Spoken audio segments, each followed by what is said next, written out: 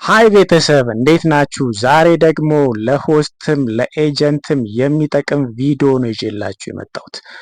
አንድ የኒኪ ላይቭ ተጠቃሚ አፑን በተለያየ መንገድ ካወረደ በኋላ የተለያዩ እውቀቶችን ለማግኘትና የኒኪ አሰራሮችን የታክስ አሰራሮችን ለማወቅ ሆስት ሆኖ መስራት ይጠበቅበታል ማለት ነው።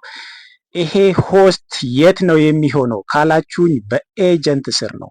በኤጀንት ስር ሆስት ሆኖ ለተወሰነ ቀናት ከሰራ በኋላ ብቃት ሲኖረው ወደ ኤጀንትነት ይቀየራል ማለት ነው። እና ይሄ ሆስት እንዴት ነው በኤጀንቱ ስር ሆስት ሆኖ ማገልገል የሚችለው ወይ ደግሞ ታክሶችን መስራት የሚችለው?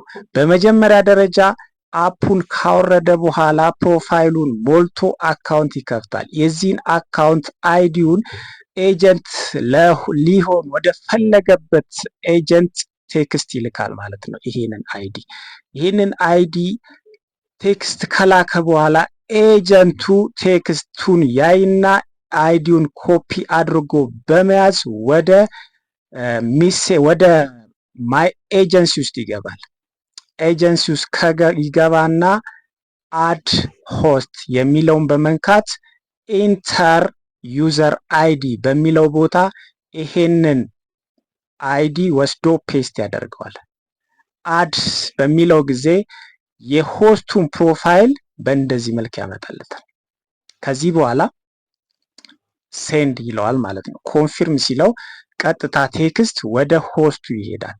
ይሄ ሆስት እንግዲህ ሲስተም ሜሴጅ ውስጥ ይገባና ሜሴጁን በማየት አክሴፕት ያደርገዋል ማለት ነው። አክሴፕት አደረገው ማለት ቀጥታ በዚህ ኤጀንት ስር ሆስት ሆነ ማለት ነው።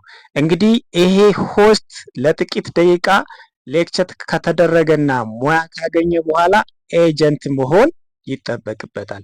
የኤጀንት እንዴት ማድረግ እንደሚቻልና እንዴት መሆን እንደሚቻል ደግሞ በሚቀጥለው ቪዲዮ ሰራላችኋለሁ። ለዛሬ አበቃው። አመሰግናለሁ። ባባይ